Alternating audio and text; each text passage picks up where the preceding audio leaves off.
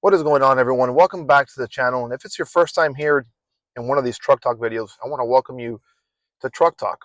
This is basically where I talk about things in between videos and some of the feedback that you guys given me. I want to thank you guys for watching the night vision video and my current helmet setup. And I do want to point out some inconsistencies there. That's part of what this channel is about.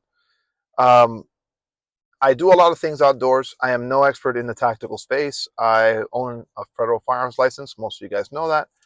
And I am pretty well versed in firearms. However, in the tactical gear space, not so much. So I do want to point out that one of the viewers did actually say that this, and several of my posts, is not an SF fast ops core helmet.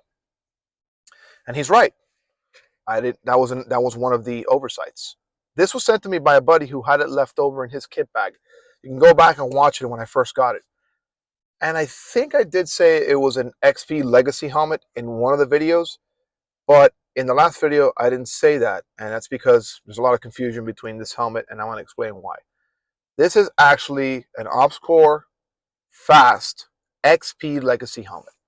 These were started to be issued in 2010, and this is what my friend sent over. I am not sponsored by anyone, Ops Core, no one. So he sent this over, and I thought that was pretty nice. I started putting it together. I had an old setup on a Team Wendy bump helmet with a PVS 14, which I had the Rhino mount on this for when I got it in and took it off. So to talk a little bit more about it, I do want to let you guys know that that is my oversight, and I'm sorry that I might have misled you. It was not intentional. So now, just to clarify, this is, again, once more, an Ops Core Fast Legacy XP helmet.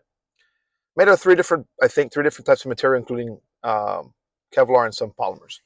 Just to talk a little bit more about it, because there has been some changes since you saw that video, and I'll link it here so that you can see it in the suggestion one after this. I got the SNS Precision Manta right there, which does the IR strobe function in like bright, and then, first I think it's like the soft setting, then bright, then it does solid green, and then green and white strobe, which is a security feature which I particularly like.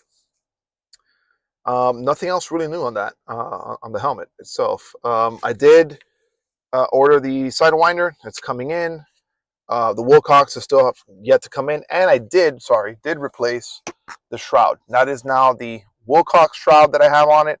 I no longer have the Ops Core, and it does fit a bit of a lower profile, so my nods are now closer to the helmet.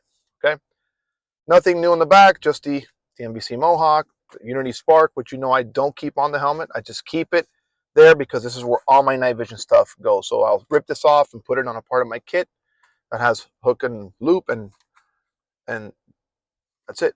So one more thing before we get some more confusion. This is a knockoff Prick 152. It's not an L3 Harris original. L3 Harrises are very expensive, and this kind of drives me into a segue that I want to talk about. Even though I do appreciate that a lot of the comments keep me honest, I do want to point something out, and I don't want you guys to get caught up in this. Don't get caught up in brand specific things. Yes, the Ops Core SF Fast is a cool helmet. However, it's usually about $23 to $24, even sometimes $3,000, depending on what you get on it, right? Got mine for free. I'm not sponsored. I just happen to have friends that, toss this my way, and, I got lucky that way, every now and then I do. So, aside from that, don't get caught up in that. The most important part of this journey, I think, when you're learning about firearms, and if you want to get into night vision shooting and comms like this, is that spend what you can on the budget you have. Don't go crazy, but more importantly, train with your stuff. I walk with this stuff on. I wear the night vision helmet. I've now had about 15 hours under it.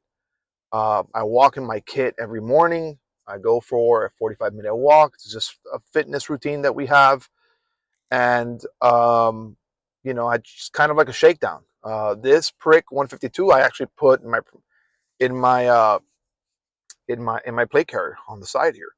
And I didn't know if I was going to keep it because I have it strapped into an elastic cummerbund. I'm going to be changing that out. So those are just things that I go through. Now, just to talk a little bit more about this, I'm having this program just to get some comms set up with some buddies.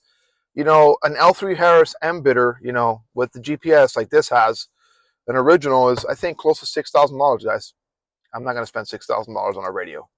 You know, now if you're sponsored, cool. L3 Harris sends this to you, awesome. But I'm not. So I think L3 Harris doesn't even sell it to the public, if I'm not mistaken. This is only sold to the military. Now, again, no expert. Comment below and let me know if you know a little bit more than I do. I just always heard that, and I have seen them, and I know what they retail for. Seen them anywhere from $4,000 to $5,000, $6,000, sometimes even $3,000. Now, keep in mind, I have a valid FFL license, and I'm able to purchase certain things as long as I have contracts. Typically, I don't have any contracts right now. Like, I don't have a lot of contracts with people that are in the tactical space. Primarily, the contracts are in the firearms space, and I know they kind of overlap. But an FFL, Federal Firearms License, has the ability, an O1 like me anyway, is just to buy and sell firearms. Okay. My night vision is not L3 Harris PVS 31 Alphas. Those are $12,000.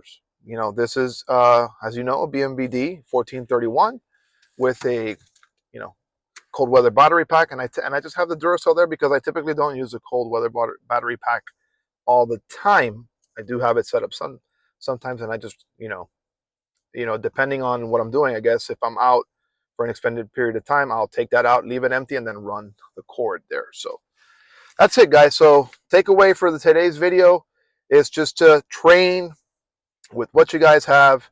Don't get caught up in the brands. Don't get caught up in the most expensive stuff. Don't blow your budget. Don't get into debt if you don't need to. You know what's going to be better? If you spend your money on ammo and train and shoot at the range. That's what you're going to see the most gains. All right. If you do get into this, one piece of advice I have is just to go out and use it.